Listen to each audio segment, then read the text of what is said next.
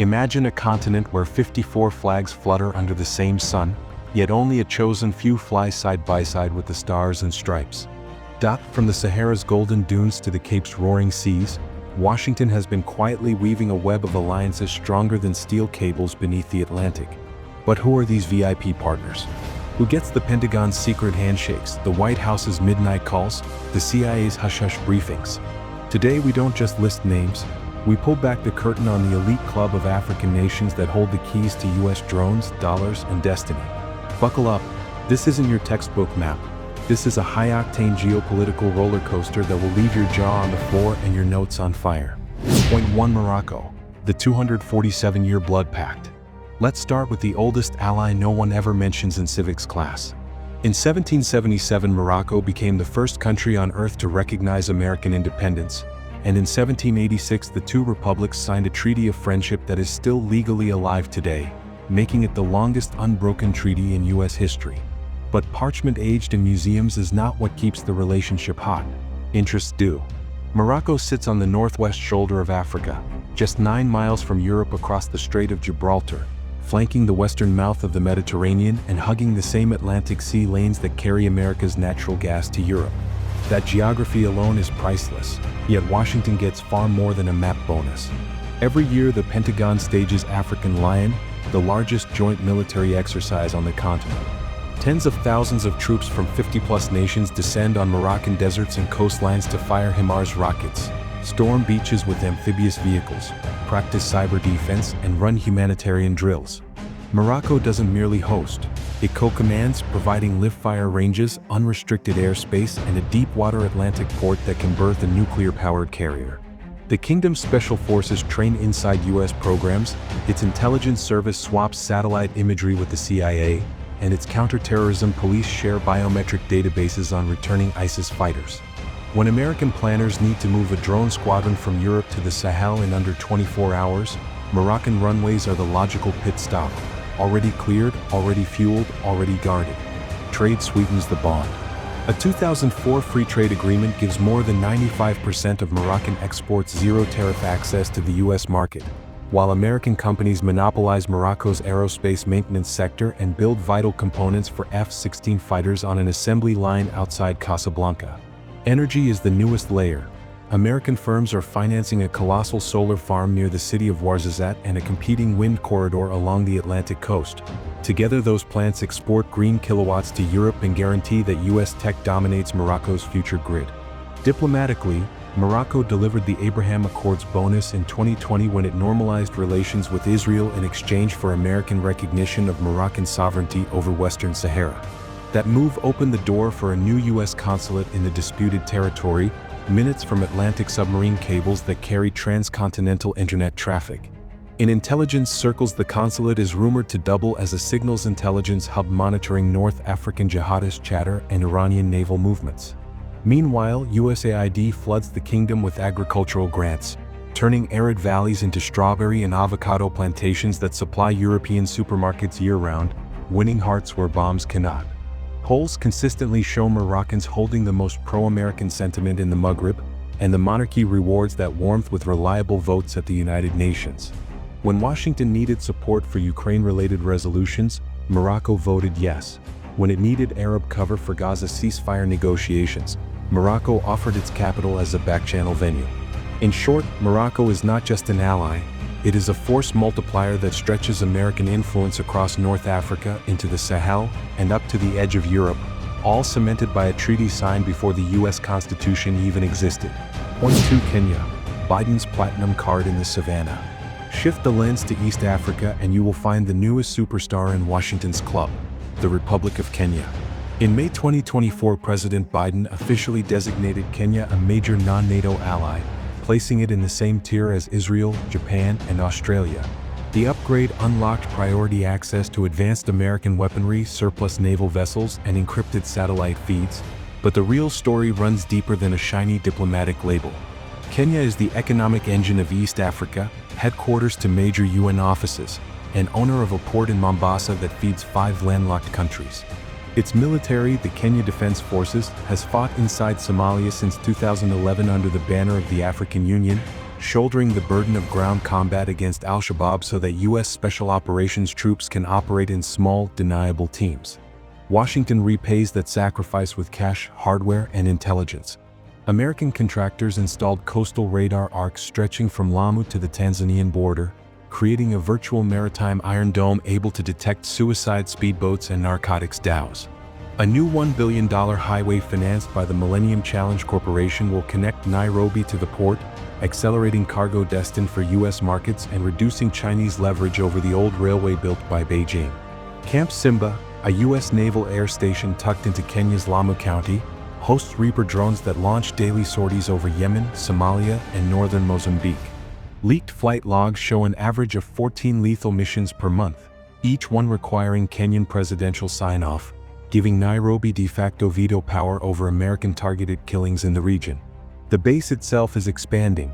A freshly poured runway extension and a weapons storage annex point to plans for larger aircraft, possibly stealth bombers, within the decade.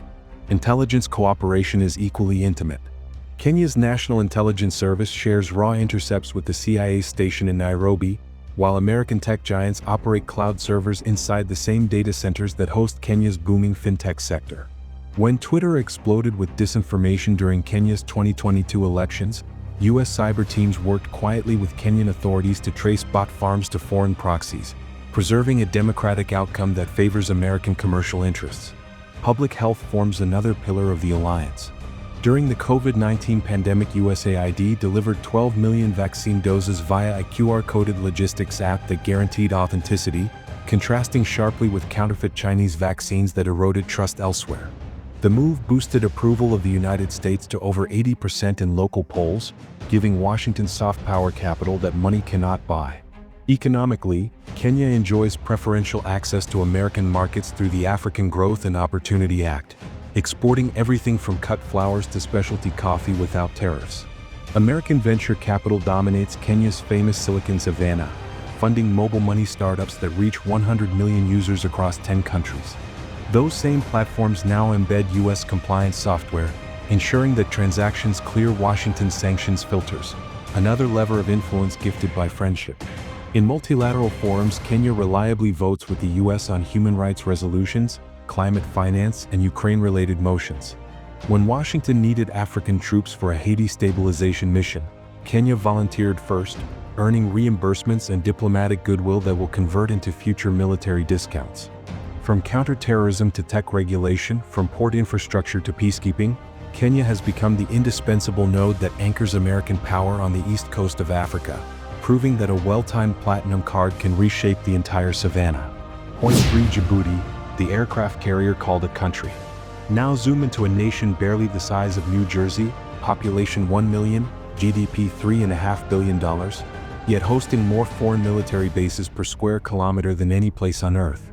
Djibouti is the toll booth of global shipping, sitting at the choke point where the Red Sea meets the Gulf of Aden, gateway to the Suez Canal and conduit for 30% of the planet's maritime trade. The United States pays $63 million a year in rent for Camp Lemonnier, a 700-acre compound that is Washington's only permanent military base on the African continent.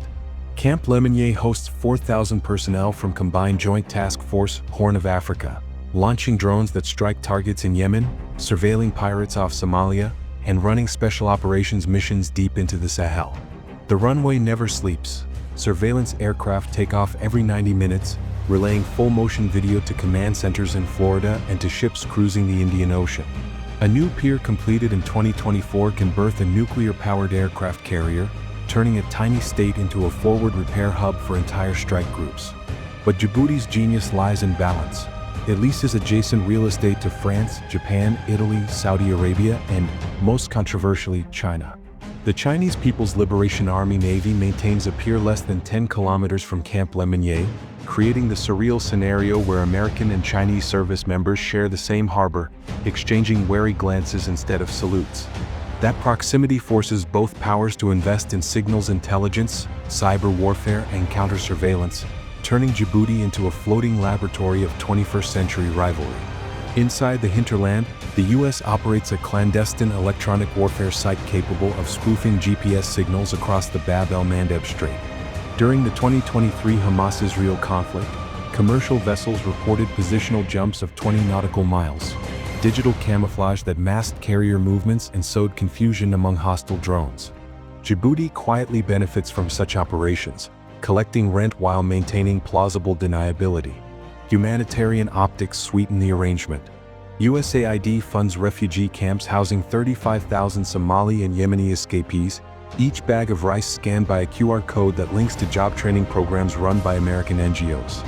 The result is a pipeline of interpreters, cultural advisors, and intelligence assets who rotate back to their homelands with U.S. contacts in their pockets. Economically, military rents account for 12% of Djibouti's GDP, freeing the government to build a Chinese-financed free trade zone and a U.S.-backed port expansion that will handle Ethiopian cargo when the new railway is complete. Washington secures a strategic choke point. Beijing secures export revenue. Djibouti collects checks from both, proving that in geopolitics location is everything. Diplomatically, Djibouti votes with the United States on counter-piracy resolutions and sanctions enforcement, while offering its capital as a venue for stalled Yemen peace talks. When Washington needed a neutral site for negotiations between Somaliland and Somalia, Djibouti provided the ballroom and the security, earning future favors from both the State Department and the Pentagon. In intelligence circles, the country is nicknamed the aircraft carrier called Djibouti because it functions like a 23,000 square kilometer floating fortress, mobile, modular, and stuffed with competing antennas. From this single point, the United States can project power into the Arabian Peninsula, monitor Iranian naval traffic, and safeguard undersea cables that carry $4 billion of financial transactions per day. Tiny on the map, gigantic in impact, Djibouti is the ultimate ally by invoice, proving that even the smallest flag can cast a long shadow when it owns the toll booth to the world. Morocco writes the oldest chapter, Kenya writes the newest, and Djibouti writes the most profitable. Together they form a triangle of trust that secures American interests across 2 continents and 1 ocean. These alliances are not charity handouts. They are precision instruments, calibrated in desert heat, savanna dust, and saltwater humidity, tuned every fiscal year by diplomats, generals, and venture capitalists who understand that geography is destiny and partnerships are leverage. When the next crisis erupts, be it a hijacked supertanker, a viral epidemic, or a coup in a mineral-rich republic, the United States will not act alone. It will speed dial Rabat, Nairobi, or Djibouti City, knowing runways are cleared, parliaments are persuaded, and populations are predisposed to say yes. Remember those names because the flags may be African, but the ripple effects reach every stock market, every gas pump, and every smartphone in your pocket. Allies are the quiet architecture of empire, and in Africa, the blueprints are already built, inked, paved, and patrolled under the same relentless sun.